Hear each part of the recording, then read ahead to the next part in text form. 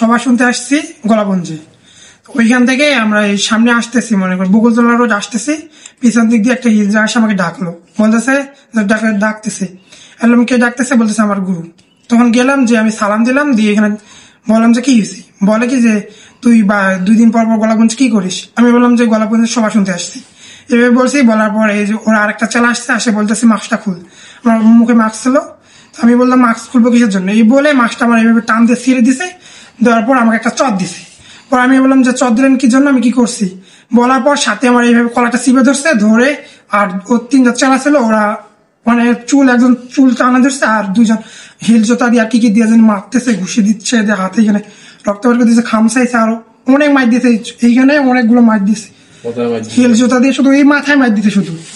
পরে এখানে আমাকে ওরা বলে কি যে ওদের বাসায় নিয়ে যাবে, বাসায় নিয়ে গিয়ে যে আমাকে নাকি নেড়া করে দিবে, আমার চুল টুল সব কাটে দিবে, আমার আর কিছু করবে।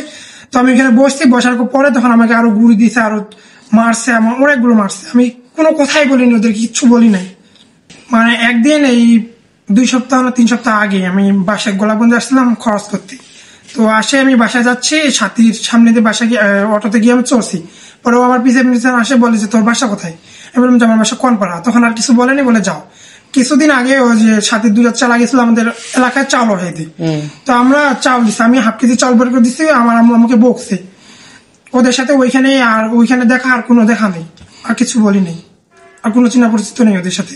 মানে ওরা আমাকে ডাকছে, আমি গেছি, মাস্ক খুলতে বলছে, মাস্ক খুলি নাই, সেজন্য ওরা আমাকে মারতেছে। সাথী পরিচিত বলে ওর নাম সবাই জানে। সাথী 2-3টা চালা ছিল, মাথায় প্রচন্ড মারছে, কি হিল জোতা না কি জোতা দিয়ে মারছে, আমার মাথা উঠাইতে পারি না, প্রচন্ড ব্যথা হচ্ছে আমার মাথা। সাথী বললো যে, সাথীকে কে জানি বললো যে হাসপাতালে নিয়ে যা, নাহলে ঝামেলা হবে, সেজন্য ওরা হাসপাতালে নিয়ে আসলো আমাকে অটো করে।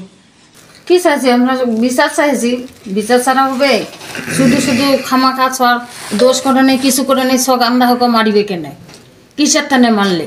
যদি দোষ করে আছে, আমরা গার্জিয়ান আছি, 2-1টা তালা থাপড় দিবা বললে, হ্যাঁ এইভাবে মারলো কেন?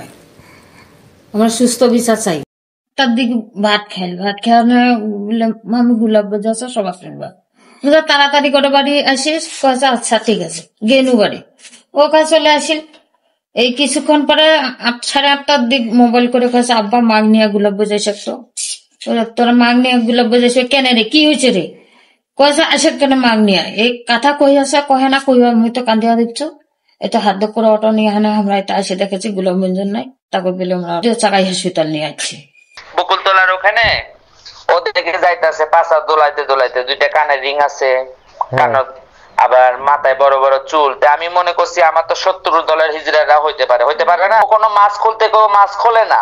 ডাক দিছি, দেওয়ার পরে ওই যে পায়েল আছে, মাছ খোলস না কেন, মাছ খুলতে তোর কিসের শরম লাগে, এই কথা কইছে না। আর আমার বুকটা আছে না, বুকের ওখানে কাপড় গুলো খামচা দিয়ে ধরছে, ধরছে।